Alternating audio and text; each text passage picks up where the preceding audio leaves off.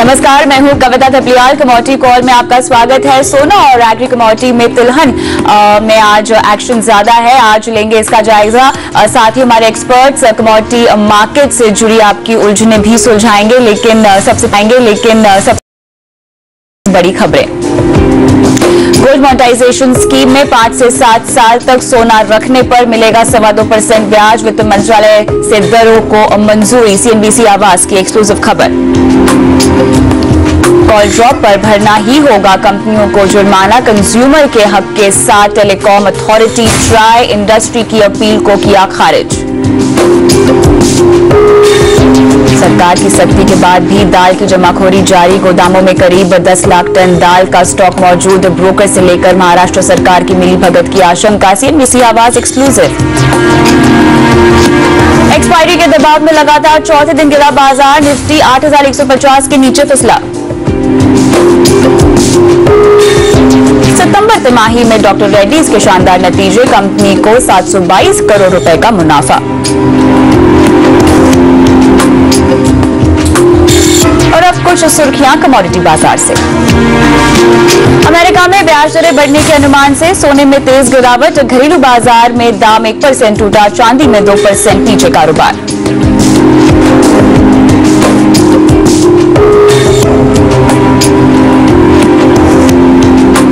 मंडियों में आवक बढ़ने से सोयाबीन में गिरावट। वायदा और हाजिर में दाम 50 से 100 रुपए तक गिरा। सरसों पर भी बना दबाव। कच्चे तेल में गिरावट बढ़ी। अंतर्राष्ट्रीय बाजार में दाम 1% तक फिसला। घरेलू कीमतों पर भी असर। मांग घटने के अनुमान से बेस मेटल्स भी लुढ़काए। MCX पर कॉपर का दाम 340 रुपए के नीचे। दूसरे मेटल पर भी बना दबाव।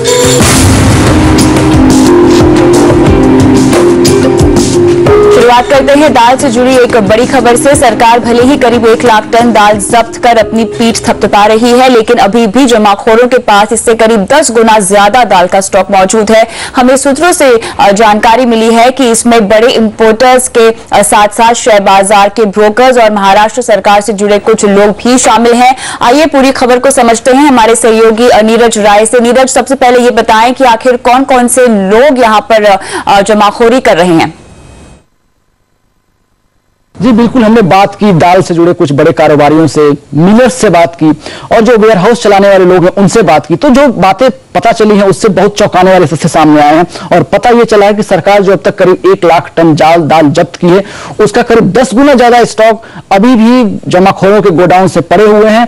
सरकार वहां तक नहीं पहुंच पा रही है, सरकार के लोग वहां तक नहीं पहुंच पा रहे और बहुत बड़ी मात्रा है दाल की जो कि अभी गोदामों में पड़े हुए हैं। इसमें बड़े इंपोर्टर शामिल हैं, इसमें कुछ स्टॉक ब्रोकर्स भी शामिल हैं जो कि स्टॉक शेयर बाजार में कारोबार करते हैं, कमोडिटी मार्केट में भी काम करते हैं और वो फिजिकल मार्केट में होर्डिंग का भी काम कर रहे हैं।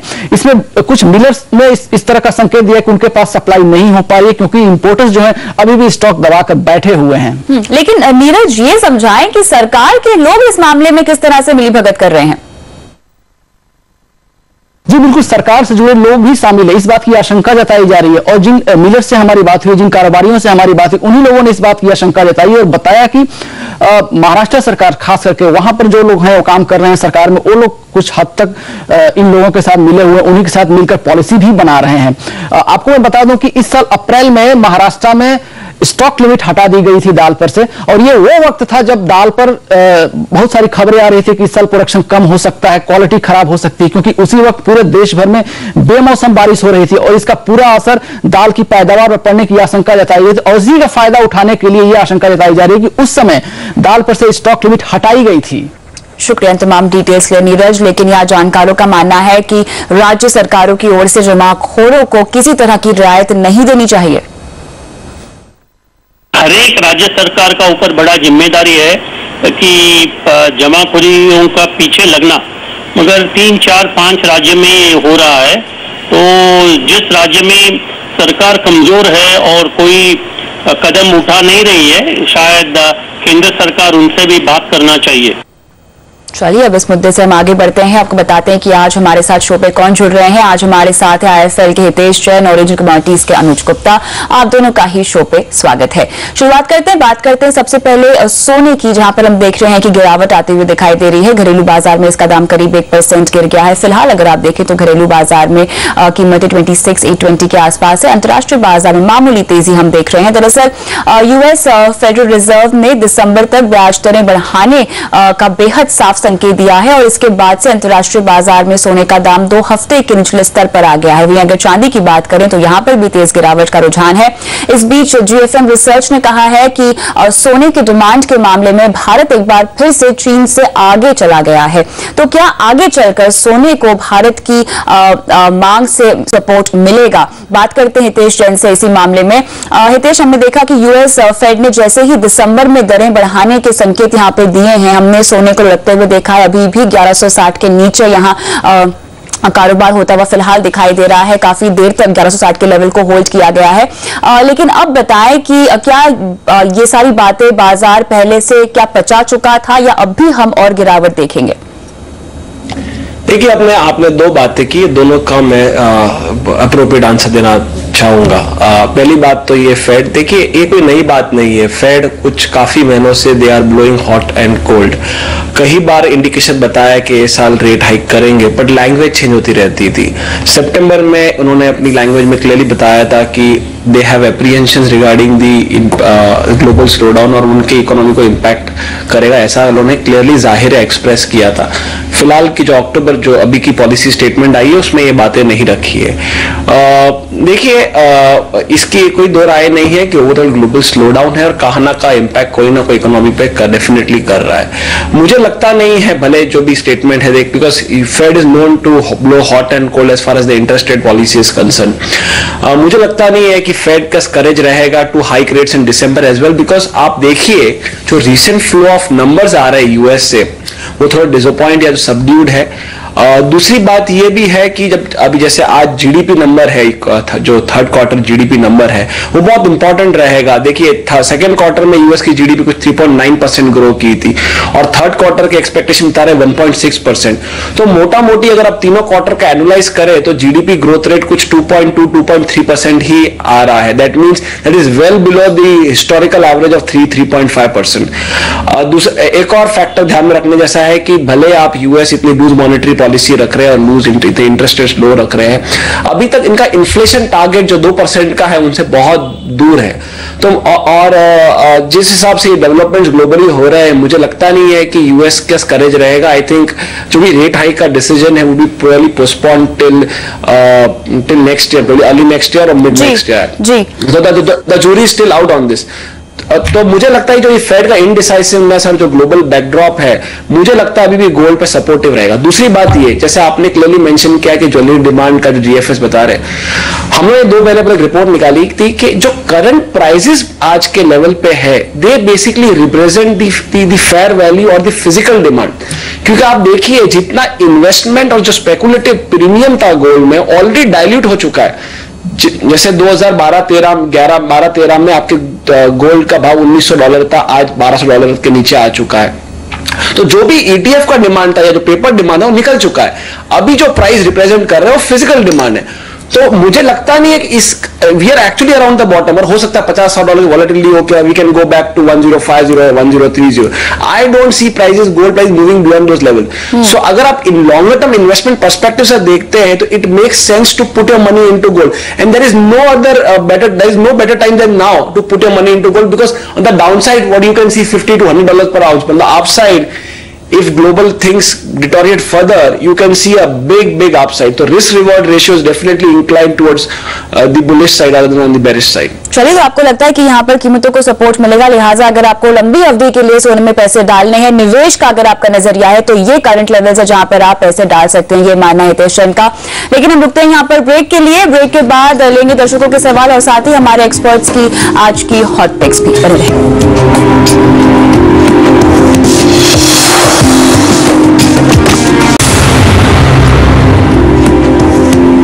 कमोडिटी कॉल में अब देखते हैं हमारे आज की हॉट पिक्स क्या है हमारे एक्सपर्ट्स की। सबसे पहले अनुज, आपकी हॉट पिक्स क्या है?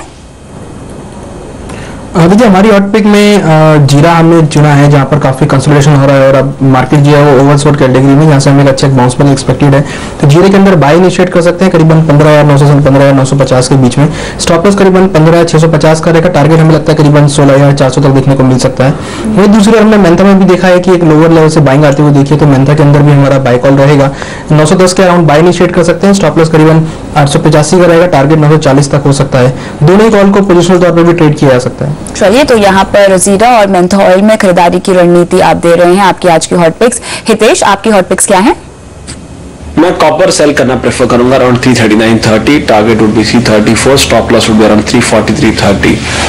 दूसरी कमोडिटी रहेगी ऑयल, वो जो मैं सेल करना प्रेफर करूंगा around 3000, target would be 2920 and stop loss would be around 3050। चलिए, तो यहाँ पर कॉपर और कच्चे तेल में बिकवाली की रणनीति आ रही है हितेश जैन की तरफ से। लेकिन हम आगे बढ़ते हैं, जुड़ते हैं हमारे दर्शकों के साथ। दिल्ली से रमन यादव हमारे पहले दर्शक फोन लाइन पर हैं। नमस्कार रमन जी, कैसे हैं आप?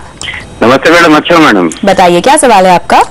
मैडम मैंने एनजी बाई किया है, जनवरी लोड 4 लोड किए हैं 165 रुपए पे। 100 जनवरी में कहाँ तक जा सकता है मैडम? 165 पे आपने लिया हुआ है, ठीक है। हितेश, यहाँ पर जनवरी वायदा में इन्होंने पैसे लगाए हुए हैं और 165 इनकी बाइंग प्राइस है। जिस तरह से हम देखेंगे कि इजाफा होगा डिमांड में, क्या लेवल्स इनको देखने को मिल सकते हैं? देखिए कुछ एक दो वीक से हम एक काफी वीकनेस देख रहे हैं प्राइजेस में। इनफैक्ट प्राइजेस जब डिमांड जब ऑफ सीजन था वहाँ बिल्कुल ही नहीं रिएक्ट किया था, और अभी भी फंडामेंटल साइड से कोई पिक्चर इंप्रूव नहीं हुआ। I agree to the fact that we are the onset of winter and जहाँ डिमांड बढ़नी चाहिए, पर अभी तो कोई साइंस नहीं है कि वेदर कोई एक्सट्रीम साइड पर जा रहा है या कोई इन्वेंट्री में डिक्लाइन आ रही है। तो जब तक हमें कोई बड़ी इन्वेंट्री मूवमेंट नहीं दिखती या डिमांड पर से कोई पिकअप नहीं दिखता, मुझे लगता नहीं है बड़ी कोई तेजी आएगी। Considering we are trading at 150, 152 levels, you cannot rule out some kind of short covering which prices can come to 160, 161 levels. But I think overall weakness intact रहेगी, and I will not be surprised natural gas prices going as low as 135, 140 levels for in the passage in the next few weeks. But I think considering that you are उनकी जो position है short है 165 levels पे, तो जब भी हम 160 to 163 पे आए वहाँ पे आपको लिक्विडेट करना चाहिए और लॉस बुक, जो भी मिनिमल लॉस बुक करके निकल जाना चाहिए। चलिए, तो यहाँ पर आपको निकलने की सलाह फिलहाल दी जा रही है, क्योंकि जो उम्मीदें थी, अपेक्षा थी कि डिमांड में इजाफा होगा, उसके संकेत फिलहाल नहीं दिखाई दे रहे हैं। अगला सवाल एसएमएस के जरिए हमें राधे श्याम शर्मा जी ने भेजा है और ग्वार सीड में उन्होंने पोजीशन बनाई है, 5 लॉट लिए हैं 4250 के लेवल पर। दिसंबर कॉन्ट्रैक्ट की ये बात कर रहे हैं अनुज। ग्वार सीड को लेकर जिस तरह से संकेत दिखाई दे रहे हैं, कच्चे तेल की कीमतों में हम देख रहे हैं कि कुछ खास मूवमेंट नहीं है। ऐसे में ग्वार सीड 4250 के लेवल पर इन्होंने लिया हुआ है, काफी ऊंचा दाम है, लेकिन क्या करना चाहिए? देखिए जैसा कि इनकी लॉन्ग कॉन्ट्रैक्ट में पोजीशन है और साथ में हम देख भी रहे हैं कि लोअर लेवल स्पेस में बाइंग इंक्लाइंड होती हुई दिखाई दी है। हालांकि जो एक्सपोर्ट डिमांड है वो नहीं है, बट लोअर लेवल्स पे जो बाइंग यहाँ देखने को मिली है, मुझे लगता है कि अगेन एक अपसाइड मोमेंटम देखने को मिल सकता है। अगर हम लेवल वाइज देखें तो हमने देखा है कि नीचे करीबन 3700 एक अच्छा सपोर्ट मार्केट ने मेंटेन किया है, और ऊपर रेजिस्टेंस अगर बात करें तो करीबन 4400 के आसपास मार्केट एक स्ट्रॉन्ग रेजिस्टेंस भी लिया। तो इस रेंज में अगर हम देखें तो पिछले 6 महीने से कंटिन्यूस मार्केट ट्रेड कर रहा है। मुझे लगता है कि अगर प्राइस थोड़ा सा और नीचे आते हैं तो वहां पर एवरेजिंग के लिए बाइंग कर सकते हैं, और मुझे लगता है कि दिसंबर तक एक अपसाइड मोमेंटम जो कि करीबन 4400 से लेकर 4800 तक देखने को मिल सकती है। तो इंपॉर्टेंट ये कि 4400 का जो रेजिस्टेंस लेवल है, अगर वो ब्रीच होता है तो अच्छी तेजी हम क्वार्टर मारते हुए देखेंगे। अदरवाइज मुझे लगता है कि मार्केट इसी रेंज में रहेगा, इनको एवरेजिंग करना पड़ेगा लोअर लेवल्स पे। चलिए, तो अगर 4400 के ऊपर बाजार जाता है तो 4800 तक के लेवल्स आपको देखने को मिल सकते हैं, जहां पे आपका मुनाफा होगा। लेकिन अगर नहीं जाता है तो आपको 4400 के आसपास एवरेजिंग करने की सलाह फिलहाल दी जा रही है। रुकते हैं यहाँ पर एक ब्रेक के लिए, लेकिन ब्रेक के बाद बात करेंगे कुछ और कमोडिटीज के बारे में। बने रहें।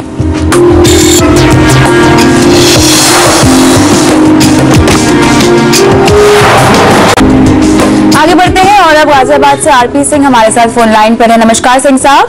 नमस्ते मैम। मैम मेरा सर से सवाल है, मैंने 95 रुपए में 5 लॉट एल्युमिनियम सेल किया है, इसका रेट 90 रुपये दिखेगा क्या? चलिए, यहाँ पर हितेश जैन से मैं जुड़ना चाहूंगी। हितेश, बिकवाली की रणनीति इन्होंने बनाई हुई है 95 के लेवल पर। क्या लगता है आपको, ये ट्रेंड के मुताबिक ही फिलहाल चलते हुए दिखाई दे रहे हैं? 90 का इन्होंने टारगेट रखा है अपने लिए एल्यूमिनियम में। आई थिंक आपको होल्ड ऑन करना चाहिए। इसमें देखिए एक आपको मैं कुछ शेयर करना चाहता हूँ। ग्लोबली लोगों को ये लगता था कि जब एलएमई पे $1700 $1800 है जो प्रोडक्शन कॉस्ट के लेवल के था, वहां से एलएमई रिबाउंड करना चाहिए। पर मैं आपको बता देता हूँ कि मैं कुछ वीक्स पहले एलएमई वीक का जो एक सेमिनार रहता है या एलएमई वीक रहता है लंदन में, वहां गया था।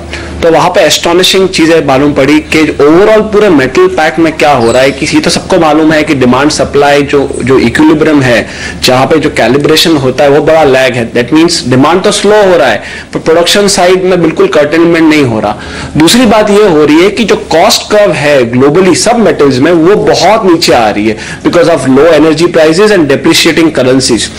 तो हो सकता है कि और डाउनसाइड मतलब things can get worst before they get better in all non-ferrous और all industrial commodities। तो I think I will not be surprised कि एक बार एल्यूमिनियम के प्राइस एलएमई के ऊपर एक बार $1300 भी जा सकते हैं। तो उस हिसाब से I think भले वो तो मैं थोड़ी लॉन्ग टर्म पर्सपेक्टिव की बात कर रहा हूँ, बट शॉर्ट टर्म पर्सपेक्टिव में I will not be surprised कि एल्यूमिनियम $90 तक जाए। तो I think आप होल्ड ऑन कीजिए और एक बार $90 तक आपको देखने को मिल सकता है। तो it makes good sense to book profits around those levels। चलिए, तो आपका टारगेट बिल्कुल सही है, बने रहें, ये सलाह दी जा रही है।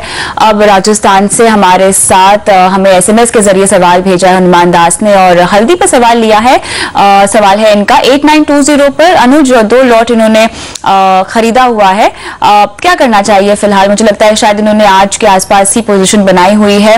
जिस तरह से हम थोड़ा सा अपवर्ड ट्रेंड देख रहे हैं फेस्टिव सीजन के चलते भी, आपको लगता है कि डिमांड में कुछ सुधार होगा और कीमतें और ऊपर जाएंगी?